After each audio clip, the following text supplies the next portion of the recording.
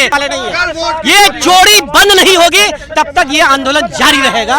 वो दिन दूर नहीं जब श्रीलंका और बांग्लादेश की तरह यहाँ की भी सरकारों को, नेताओं को खदेड़ने का काम करेंगे। आजादी के बाद कभी ऐसा हुआ हो कि किसी प्रधानमंत्री पे वोट चोरी का आरोप लगा हो तो बता दीजिए। देखो ना, राहुल गांधी ने पूरा प्रमाण दिया है। अब ये जवाब तो इलेक्शन कमीशन को देना है ना। ये कितनी बेहुदा बात है, कितनी बेहुदी हरकत करी है इलेक्शन कमीशन ने। इलेक्शन कमीशन ने किस तरह भाजपा के कहने पे भाजपा का एजेंट बन के और वोट की चोरी करी है उन्होंने। चुनाव आयोग नहीं, भाजपा आयोग है। सवाल चुनाव आयोग से हो रहा है और जवाब भाजपा देती है। चोर है जो आवाज उठाता है उसको जेल में डाल दिया जाता है। अगर ये विपक्ष वाले कह रहे हैं कि बैलेट पेपर चुनाव करवा लो, दूध का दूध पानी का पानी हो जाएगा।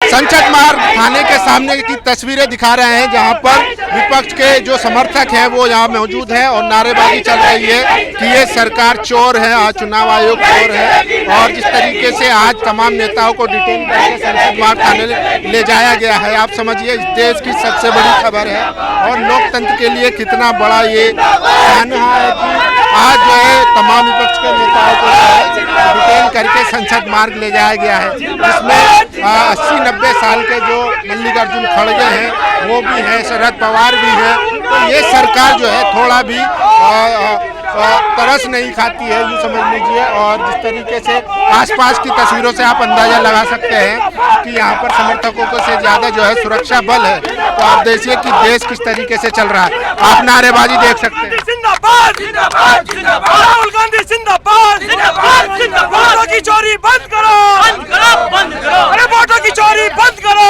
बंद करो। अखिलेश यादव जिंदाबाद जिंदाबाद। आज जो मामला हुआ क्या कहेंगे?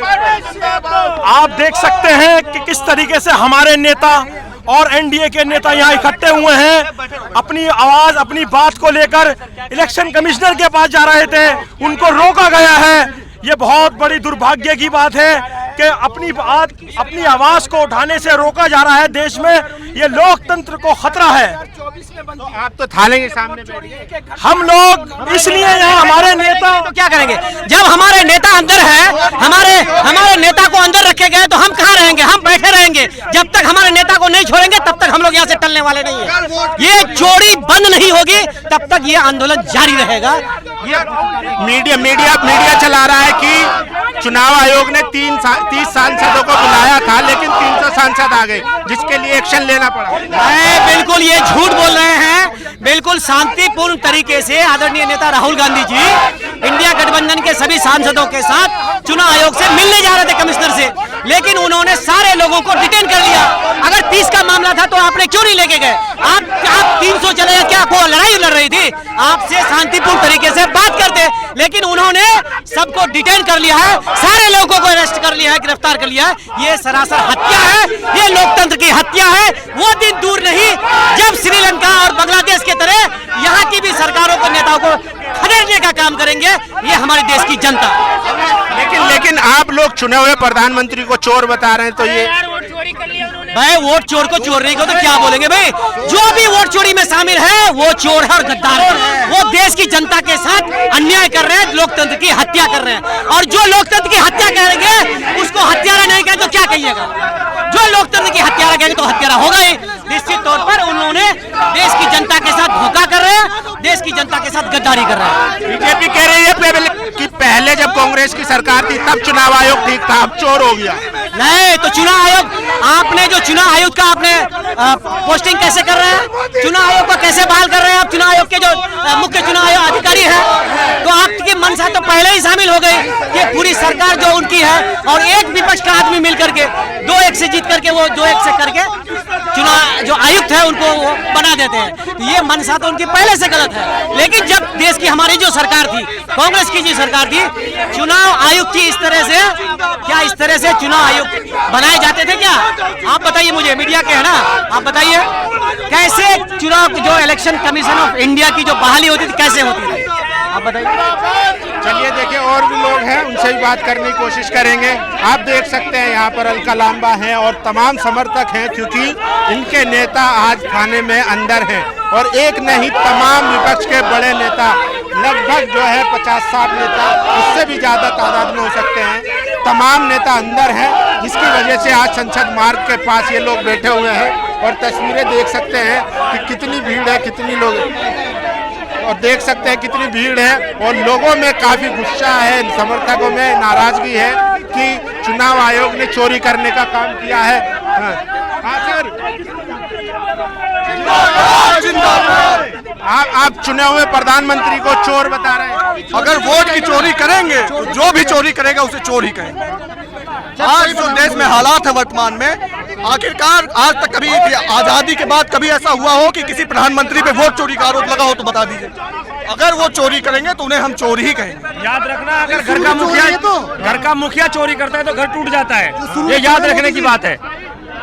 यहाँ मुखिया चोर है, ये तो मोदी शुरू के चोर हैं और अब ये साबित हो गया चौकीदार चोर हैं शुरू के। हाँ देख लो ना 2014 के बाद से कितनी चोरियां हुई देश के अंदर। देखो पूरे देश को बेच दिया इन्होंने। मनी अडानी के हाथ में तो क्या चोरी तो ही है, देश से गद्दारी है ये। लेकिन वोट चोरी करने का आरोप लगाना एक बड़ा आरोप है।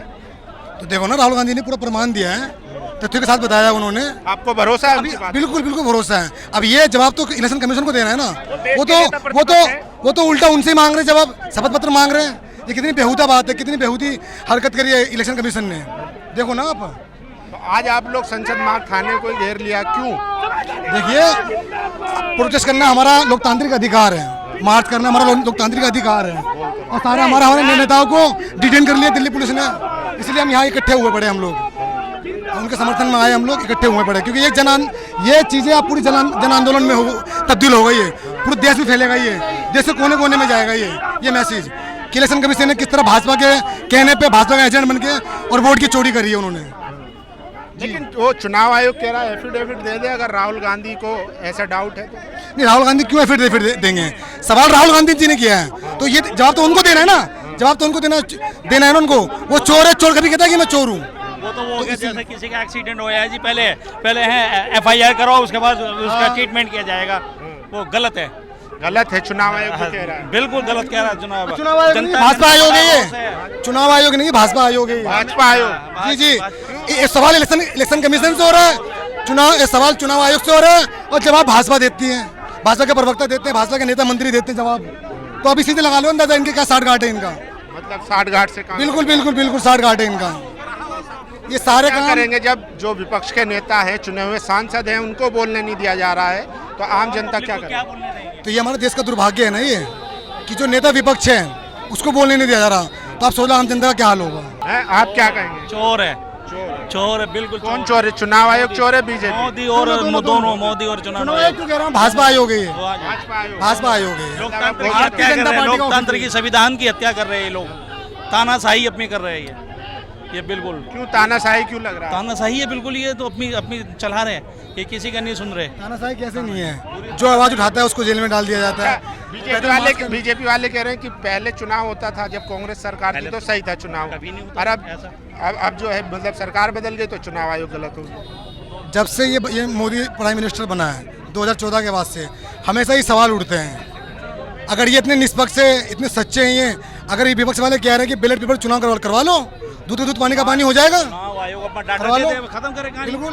अगर राहुल गांधी को कहा डिजिटल डाटा जो है वो मांग रहे, दे दे उनको, डाटा दे तो खत्म हुई, दूध का दूध पानी का पानी। चलिए देखिए, तो आपको क्या लग रहा है, क्या वाकई में आज लोकतंत्र खतरे में है जिस तरीके से राहुल गांधी ने वोट चोरी की बात उठाई है? कैमरा पर्सन आशीष के साथ संसद मार्ग, नेशनल दस्तक, फैसल। दस्तक की आपसे गुजारिश है कि अगर इसको बचाना चाहते हैं तो नेशनल दस्तक को सब्सक्राइब करने के लिए रेड कलर के सब्सक्राइब बटन को दबाएं, फिर बेल आइकन की घंटी दबाएं।